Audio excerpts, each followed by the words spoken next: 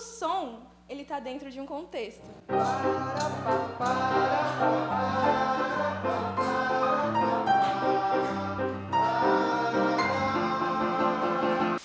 Você já ouviu falar em paisagem sonora? Dentro do estudo de paisagem sonora, Schaeffer é a maior das referências, ele é a referência.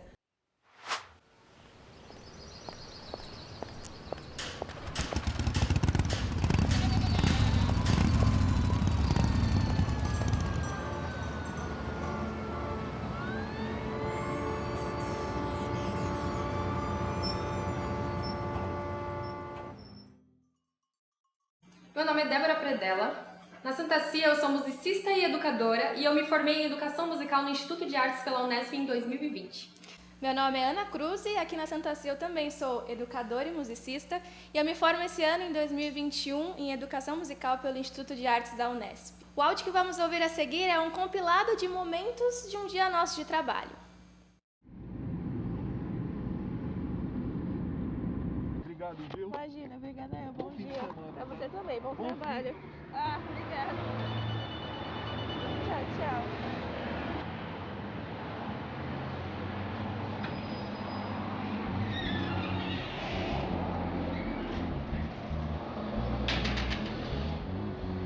Quais sons você consegue identificar neste áudio?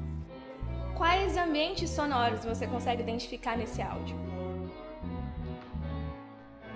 Como foi essa semana? O que você fez de divertido?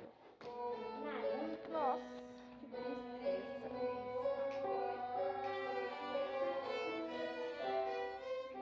Para o som realmente ser um som, ele tem 4 características principais, que é o que a gente chama de 4 parâmetros do som: duração, timbre, intensidade e altura. Dentro desses elementos que compõem a paisagem sonora, como o som, por exemplo, também existe o que a gente chama de ruído. Ruído é todo som indesejado, persistente e que muitas das vezes nós aprendemos a ignorar justamente por ele não ser alto demais e não atrapalhar a gente no que a gente está fazendo. Como, por exemplo, esse ruído das luzes aqui do estúdio. Os fogos já não são ruído, né? Estão mais para som ou barulho, que é o próximo ponto. Barulho é todo esse ruído ou todo som que incomoda a gente. Por isso que a gente vai dizer agora que barulho ele também é contextual. O que é barulho para mim pode não ser barulho para Débora, por exemplo. Um barulho para Débora é lixa de unha. Toda vez que alguém lixa a unha, ela fica extremamente irritada. Ela deixa de ser ruído e vira barulho porque me atrapalha num nível alto. E aí, se a gente for pensar em contextos, uma coisa é você numa torcida de futebol gritando. Naquele momento, aquele barulho não é barulho, ele vai soar como música pra você. Mas se você tá na sua casa, por exemplo, o seu vizinho tá com som alto em determinado horário, e mesmo que seja uma música que você goste, se você não quer ouvir naquele momento, essa música ela pode se tornar um barulho muito incômodo. Bom, a gente falou de som, de ruído, a gente divide o som em 2 tipos de sons diferentes, que são os sons regulares e os sons irregulares. O ruído, ele entra nessa vertente dos sons irregulares. Mas dá para fazer de um jeito com que o ruído fique agradável pra gente. Os ruídos naturais, por exemplo, eles estão dentro do nosso contexto de paisagem sonora, mas nem sempre eles irritam a gente. Chuva pode ser sim considerado um ruído, dependendo da intensidade dela. O trovão pode ser considerado um ruído. Ruídos organizados de uma forma com que a gente consiga, talvez, ritmá-los, podem sim ser música.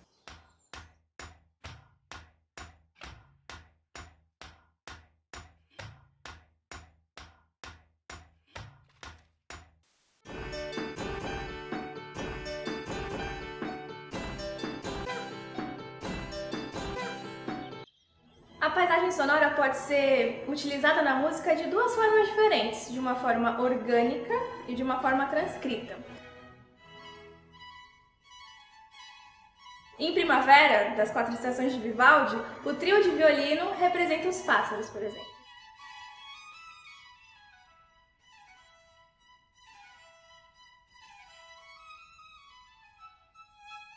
Também temos compositores brasileiros que se utilizam da paisagem sonora em suas músicas. A gente tem o Hermeto Pascoal. Tom Zé.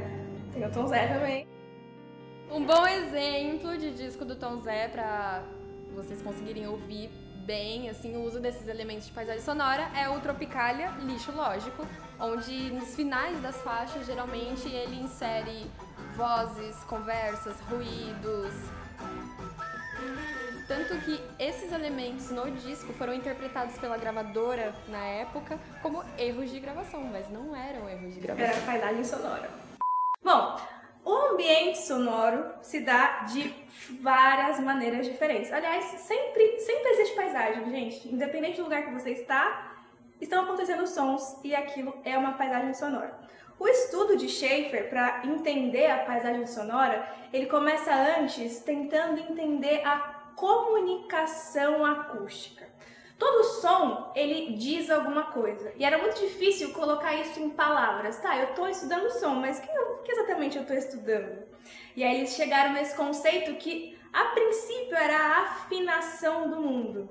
E depois ele foi trazido para o francês e virou paisagem sonora. Então, quando as máquinas chegam e carros e começa a ocorrer um compilado de muitos barulhos, ele considera que isso é o ser humano desafinando o mundo. A paisagem sonora do ambiente urbano, ela é extremamente caótica. A ideia do estudo é pensar como que eu posso deixar o meu ambiente sonoro mais agradável? Como é que eu penso som, querendo pensar a qualidade de vida também? Um exercício interessante é você refletir sobre como você se sente em diferentes lugares.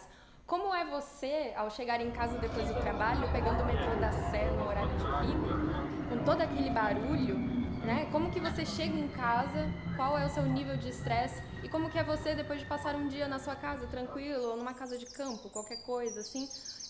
Às vezes a gente não percebe como esses barulhos interferem no nosso humor, no nosso estado emocional. A gente tem até leis que pensam nisso, né? A gente tem a lei do psil, que a gente é meio que proibido de fazer barulho a partir das 10 horas, pensando em não ter muito ruído ou não produzir muito barulho, a partir desse momento que é o momento de descanso, né? E a gente também tem uma lei que fala sobre isso, que é a lei de não poder buzinar na frente dos hospitais, que também inibe esse ruído dessa paisagem que já é, assim, extremamente carregada, né? Pensa-se medidas para silenciar um pouco mais os lugares fossem adotadas, como o nosso nível de estresse não seria reduzido. Por exemplo, um professor numa sala de aula com 40 alunos, não são só os sons dos alunos falando o tempo todo que ocorrem. Fato é que nem sempre a gente consegue realmente perceber todos os sons que estão presentes ao nosso redor. O Schaeffer chama isso de ouvido seletivo. A gente até comentou um pouquinho no começo do vídeo sobre como os ruídos são tão presentes, a gente começa a ignorá-los. Mas quanto mais consciente você está da paisagem sonora em que você está inserido, mais atuante nela você consegue ser. Estando consciente do meu ambiente sonoro, eu posso, por exemplo, escolher erguer a cadeira ao invés de arrastar a cadeira. Os professores agradeceriam muito. Eu posso escolher fechar a porta devagarzinho, ou ao invés de deixar ela bater com o vento, sabe?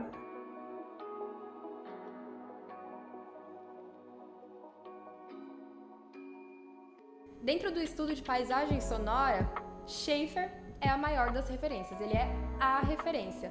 Schaeffer, ele é compositor, educador musical e ele é conhecido por ter sido um dos primeiros a se preocupar com o que ele chama de ecologia acústica, ambientes sonoros e tudo isso que nós estamos trazendo aqui neste vídeo. Ecologia acústica, que é o estudo do homem no ambiente sonoro.